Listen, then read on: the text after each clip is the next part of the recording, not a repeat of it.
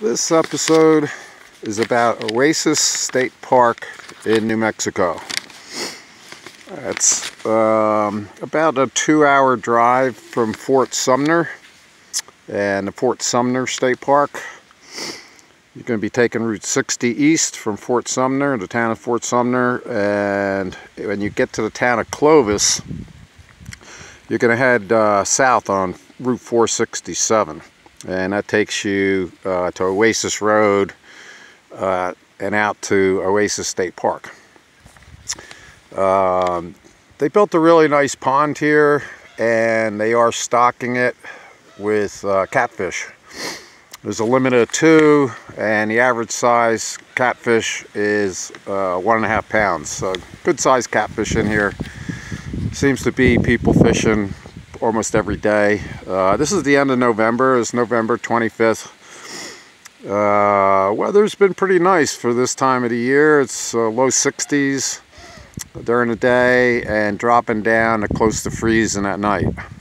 Now a lot of you might have heard of Clovis, New Mexico, or Clovis in general. That relates to a point type made by the first Native Americans, or the first Americans that arrived over the Bering Straits and came down into North America from Siberia during the end of the last Pleistocene or Ice Age period. They've dated them here, and they named them after the town of Clovis, the point type, because they're the earliest found in North America. They've dated them to around 9000 BC using radiocarbon dating. And it's actually the first time they dated the Clovis point type earlier than the Folsom point type, named after Folsom, New Mexico. Those points are a little different. They have a longer flute, what's called a flute, for hafting the shaft to the stone arrow, or stone spear point. They found the Folsom points stratified in a layer above the Clovis. So the Clovis predated the Folsom points by almost 1,000 years. So it was a very important site, and so they named the point type after Clovis, New Mexico, because the site, the Blackwater Draw site, is just a few miles south of the town of Clovis. The campground itself is nice. It's kind of out in the prairies, rolling hills.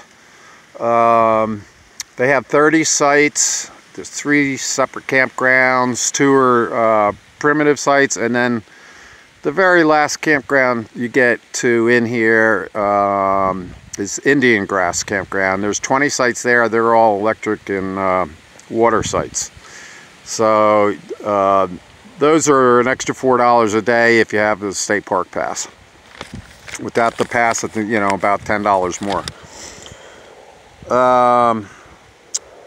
There is a dump station here also, so that's a nice thing to have.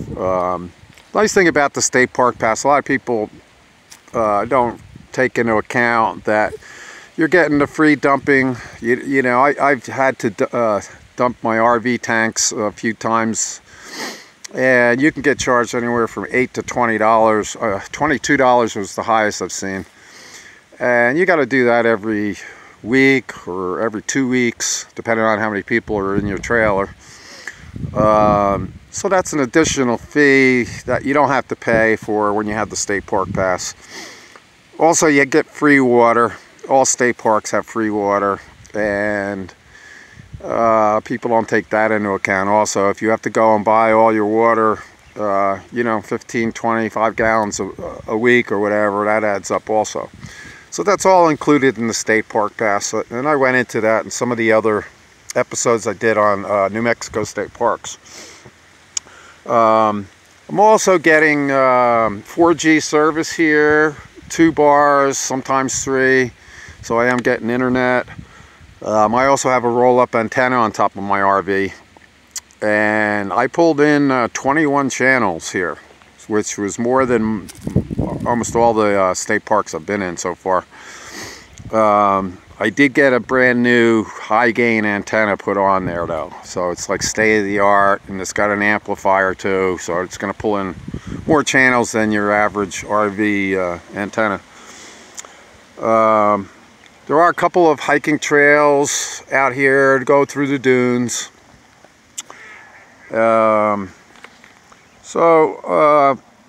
That's about it for this area, this state park. I'm going to be moving on either tomorrow or the next day, heading further south, because the temps are still getting close to that freezing point, and I don't want to worry about my pipes freezing in the RV.